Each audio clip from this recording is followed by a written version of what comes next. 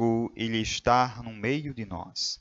Proclamação do Evangelho de Jesus Cristo, segundo João. Glória a vós, Senhor. Naquele tempo, disse Jesus a seus discípulos: Tenho ainda muitas coisas a dizer-vos, mas não sois capazes de as compreender agora.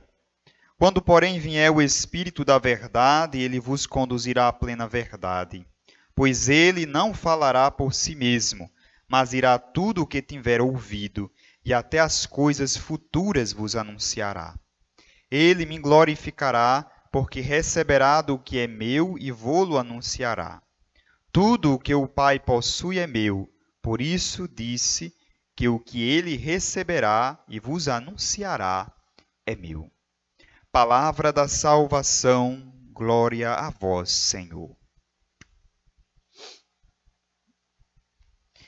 Meus irmãos e irmãs, ouvimos na primeira leitura de hoje dos Atos dos Apóstolos essa narrativa do discurso de Paulo no Areópago, em Atenas.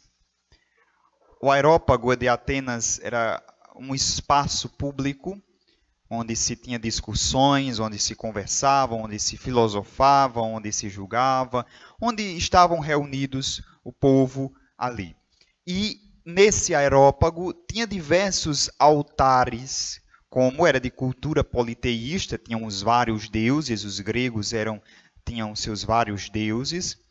Então tinham vários altares com as divindades específicas para cada pessoa que chega ali, que quer adorar a sua própria divindade. Paulo chega naquela comunidade, observa tudo aquilo e encontra um altar que não tem imagem nenhuma, apenas uma descrição ao Deus desconhecido, porque era exatamente aqueles que chegavam de outras culturas, que não cultuavam as divindades gregas, mas tinham um altar sem nenhuma divindade, que eu poderia ali fixar a minha imagem de um Deus que poderia ali ficar e eu poderia adorá-lo. É interessante ver a perspicácia e a inteligência de Paulo. Paulo olha as realidades, os diversos altares, e ele vai começar, a partir de sua retórica, dizer, olha, tem vários altares de Deus, mas eu queria falar deste altar que está escrito ao Deus desconhecido.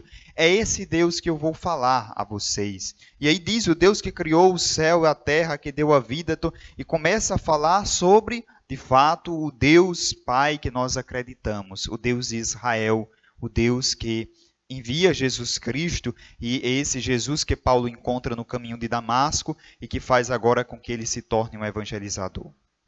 O que é interessante ver aqui, de forma muito resumida, é ver como Paulo aproveita da situação, utiliza a situação ao seu favor e não contra. Quantas vezes nós olhamos uma realidade de pecado ou que achamos que é errado e nós fazemos primeiro um julgamento, dizendo que está errado, que está no inferno, que está isso, está aquilo, para poder falar de Jesus Cristo. Ou seja, nós queremos sufocar uma coisa em vista de dar vida através de outra. Veja como Paulo foi perspicaz, inteligente. Paulo não chegou na cultura grega, em Atenas, dizendo, vocês são tudo uns idólatras, vocês estão errados, vocês estão em pecado, vocês não devem fazer isso. Ninguém teria escutado Paulo, ninguém teria dado nenhuma atenção. Mas Paulo faz o contrário. Paulo olha a cultura e ele vai falar a partir da cultura. Vocês têm vários altares para os deuses, e tem um aqui que é do Deus desconhecido, é desse Deus desconhecido que eu vou falar para vocês. E aí ele vai fazer um resgate, até falar na ressurreição do Senhor, que é quando vai haver uma controvérsia, alguns não escutam, outros dizem, olha, depois nós ouvimos você falar sobre esse negócio aí de ressurreição, porque é o que vai causar a indignação ou a indiferença do povo de Atenas. Apenas alguns vão se aproximar, Dionísio, né, o Areopagita, né, e Dâmaris, como vai dizer aqui, que vão se aproximar e que vão ouvir o que Paulo diz e que vão o seguir, que vão seguir essa palavra que Paulo anunciou. Mas é interessante perceber a astúcia de Paulo no processo de evangelização. Paulo não chega lá em Atenas querendo destruir tudo o que o povo acredita, tudo que o povo fez para implantar uma outra coisa. Não, ele parte do que já tem, tentando iluminar com o que ele vai levando. Oxalá nós tivéssemos essa mesma inteligência espiritual. Nós chegamos às vezes numa comunidade, numa pastoral, ou chegamos numa paróquia e queremos inventar a roda. Queremos destruir tudo que alguém fez para poder implantar ou suplantar uma nova forma de evangelização. Primeiro erro, eu estar querendo fazer isso. Segundo, eu estar querendo uma nova forma de evangelização, como se eu fosse o protagonista da evangelização, e eu venho dizendo esses dias que o protagonista da evangelização é o Espírito Santo de Deus.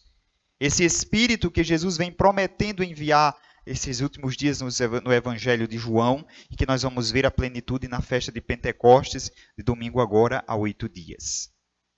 Hoje ele vai dizer que digo muitas coisas, mas muitas coisas vocês não entendem agora, mas depois compreenderão.